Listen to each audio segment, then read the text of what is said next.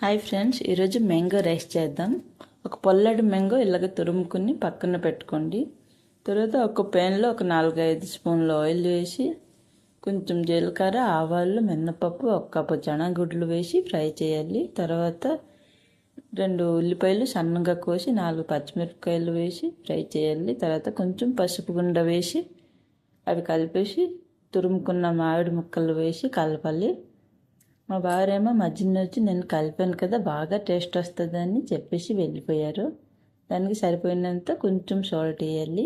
అవి బాగా కలిపిన తర్వాత 2 కప్పులు అన్నము వేసి అన్నం బాగా కలపాలి. అన్నంకి సరిపోయినంత ఇంకొద్దిగా ఉప్పు వేసి కలపాలి.